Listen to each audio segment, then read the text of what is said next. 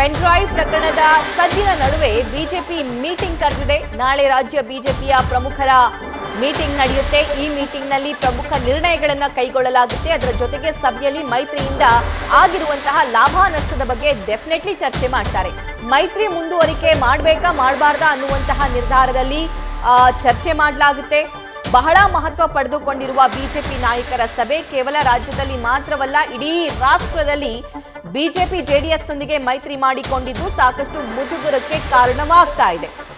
ಬೇರೆ ಬೇರೆ ಬಿಜೆಪಿಯ ವಿರೋಧ ಪಕ್ಷಗಳು ಬೇರೆ ಬೇರೆ ರಾಜ್ಯದಲ್ಲೂ ಕೂಡ ಇದನ್ನೇ ಅಸ್ತ್ರವಾಗಿ ಬಳಸಿಕೊಂಡಿವೆ ಲೋಕಸಭಾ ಎಲೆಕ್ಷನ್ ಸಂದರ್ಭದಲ್ಲಿ. ಹಾಗಾಗಿ ಈ ಮೈತ್ರಿಯನ್ನ ಮುಂದುವರಿಸಬೇಕಾ ಬೇಡವಾ, ಮೈತ್ರಿ ಮಾಡಿಕೊಂಡ ನಂತರ ಸ್ಪೆಷಲಿ ಈ ಪ್ರಜ್ವಲ್ ರೇವಣ್ಣ ಕೇಸ್ನಿಂದ, ರೇವಣ್ಣನವರ ಕೇಸ್ನಿಂದ ಬಿಜೆಪಿಗೆ ಆಗಿರುವಂತಹ ಅಥವಾ ಮೈತ್ರಿಗೆ ಆಗಿರುವಂತಹ ಡ್ಯಾಮೇಜ್ನ ಕುರಿತಂತೆ ಪ್ರಮುಖವಾಗಿ ಚರ್ಚೆ ನಡೆಸಲಾಗುತ್ತೆ. ಅದರ ಜೊತೆಗೆ ಯಾವ ನಿರ್ಧಾರ ಕೈಗೊಳ್ಳಬೇಕು, ಮೈತ್ರಿಯನ್ನ ಮುಂದುವರಿಸಿಕೊಂಡು ಹೋಗ್ಬೇಕಾ ಅಥವಾ ಈ ಮೈತ್ರಿಯನ್ನ ಇಲ್ಲಿಗೆ ಅಂತ್ಯಗೊಳಿಸಬೇಕಾ, ಯಾವ ರಿಪೋರ್ಟ್ ಅನ್ನು ನಾವು ಹೈಕಮಾಂಡ್ ನಾಯಕರಿಗೆ ನೀಡಬೇಕು ಅನ್ನೋದರ ಬಗ್ಗೆ ಚರ್ಚೆ ನಡೆಸಲಾಗುತ್ತೆ. ಈ ಬಗ್ಗೆ ಮತ್ತಷ್ಟು ಡೀಟೇಲ್ಸ್ ನಮ್ಮ ಪೊಲಿಟಿಕಲ್ ಕರೆಸ್ಪಾಂಡೆಂಟ್ ಗಣಪತಿ ನೀಡ್ತಾ ಹೋಗ್ತಾರೆ. ಗಣಪತಿ, ನಾಳೆ ಮಹತ್ವದ ಸಭೆ ಕರೆದಿದೆ ಬಿಜೆಪಿ, ಏನೇನ್ ಚರ್ಚೆ ಆಗುತ್ತೆ, ಯಾವ ನಿರ್ಧಾರ ಕೈಗೊಳ್ತಾರೆ?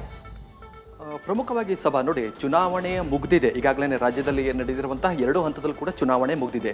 ಈ ಹಂತದಲ್ಲಿ ನಡೆದಿರುವಂತಹ ಚುನಾವಣೆಯ ಸಂಪೂರ್ಣ ರಿಪೋರ್ಟ್ಗಳನ್ನು ಪ್ರತಿಯೊಂದು ಜಿಲ್ಲೆಯಿಂದ ತೆಗೆದುಕೊಂಡು ಬಂದು ಒಂದಷ್ಟು ಚರ್ಚೆಗಳನ್ನ ಮಾಡ್ತಾರೆ.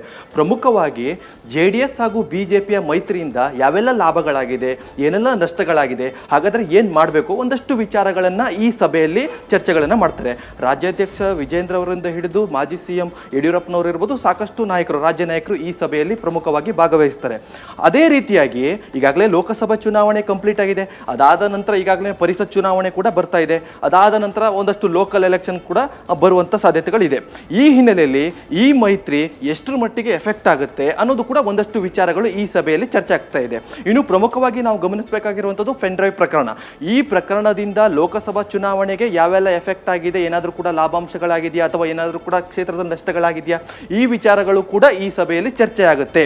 ಅದೇ ತೆರನಾಗಿ ಈಗ ಒಂದಷ್ಟು ನಾಯಕರು ಅಸಮಾಧಾನ ವ್ಯಕ್ತಪಡಿಸಿದ್ರು ಕೂಡ ರಾಜ್ಯದಲ್ಲಿ ಬಿಜೆಪಿ ಹಾಗೂ JDS ಮೈತ್ರಿ ಮಾಡ್ಕೊಂಡ್ರು. ಆದ್ರೆ ಇದು ನಿರ್ಧಾರ ಯಾರ್ದಾಗಿತ್ತು ಅಂತಂದ್ರೆ ನೇರವಾಗಿ ಹೈಕಮಾಂಡ್ ನಾಯಕರ ನಿರ್ಧಾರ ಆಗಿತ್ತು. ಹೈಕಮಾಂಡ್ ನಾಯಕರ ಅಣತೆಯಂತೆ ಇವತ್ತು ರಾಜ್ಯ ನಾಯಕರು ನಡ್ಕೊಳ್ತಾ ಇದ್ದಾರೆ. ಹೀಗಿದ್ರೂ ಕೂಡ ಈಗ ಈ ಮೈತ್ರಿ ಮುಂದುವರಿಬೇಕಾ ಬೇಡವಾ, ಅಥವಾ ಈ ಮೈತ್ರಿಯಿಂದ ಬಿಜೆಪಿಗೆ ಲಾಭ ಇದೆಯಾ ಇಲ್ವಾ, ಜೊತೆಗೆ ಒಂದಷ್ಟು ಕ್ಷೇತ್ರದಲ್ಲಿ ನಾಯಕರು ಅಂದ್ರೆ JDS ನಾಯಕರು ಈ ಚುನಾವಣೆಯಲ್ಲಿ ಸಪೋರ್ಟ್ ಮಾಡಿದ್ದಾರೆ ಅನ್ನೋದು ಕೂಡ ಒಂದಷ್ಟು ಚರ್ಚೆ ಆದ್ರೆ, ಕೆಲ ಕ್ಷೇತ್ರದಲ್ಲಿ ಕಾರ್ಯಕರ್ತರ ಸಪೋರ್ಟ್ ಇಲ್ಲ, ನೇರವಾಗಿ ಕಾಂಗ್ರೆಸ್ ಸೇರ್ಪಡೆಯಾಗಿದ್ದು ಕೂಡ ನಾವು ಗಮನಿಸಬಹುದು. ಈ ನಿಟ್ಟಿನಲ್ಲಿ ಮುಂದಿನ ಚುನಾವಣೆಯಲ್ಲಿ ಕೂಡ ಇದೇ ತರನಾಗಿ ಆಗಿದೆ ಆದಲ್ಲಿ ರಾಜ್ಯದಲ್ಲಿರುವಂತಹ ಬಿಜೆಪಿ ನಾಯಕರಿಗೆ ಒಂದಷ್ಟು ನಷ್ಟ ಆಗುವಂತ ಸಾಧ್ಯತೆಗಳಿರುತ್ತೆ. ಹೀಗಾಗಿ ಈ ಎಲ್ಲಾ ಗ್ರೌಂಡ್ ರಿಪೋರ್ಟ್ಗಳನ್ನ ಒಂದಷ್ಟು ಇಟ್ಟು ಚರ್ಚೆಗಳನ್ನ ಮಾಡ್ತಾರೆ.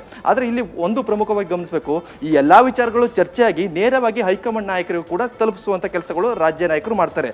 ಅಲ್ಲಿ ತಾಳೆ ಹಾಕಿ ಈ ಮೈತ್ರಿಯ ಒಂದಷ್ಟು ಲಾಭ ನಷ್ಟಗಳ ವಿಚಾರಗಳನ್ನು ಚರ್ಚೆ ಮಾಡಿ ಅಲ್ಲಿಂದ ಹೈಕಮಾಂಡ್ ನಾಯಕರು ರಾಜ್ಯ ನಾಯಕರಿಗೆ ಒಂದಷ್ಟು ಸ್ಪಷ್ಟ ಸೂಚನೆಗಳನ್ನ ಕೊಡ್ತಾರೆ. ಅಂದ್ರೆ ಈ ಮೈತ್ರಿ ಆಗಲೇಬೇಕು, ಈ ಮೈತ್ರಿಯಿಂದ ನಮಗೆ ಲಾಭ ಇದೆ, ಒಂದಷ್ಟು ವಿಚಾರಗಳನ್ನು ಹೈಕಮಾಂಡ್ ನಾಯಕರು ಕೊಟ್ಟ ಆಧಾರದ ಮೇಲೆ ರಾಜ್ಯ ನಾಯಕರು ಮುನ್ನಡೆಯಬೇಕಾಗತ್ತೆ. ಸಭಾ, ಥ್ಯಾಂಕ್ ಯು ಗಣಪತಿ.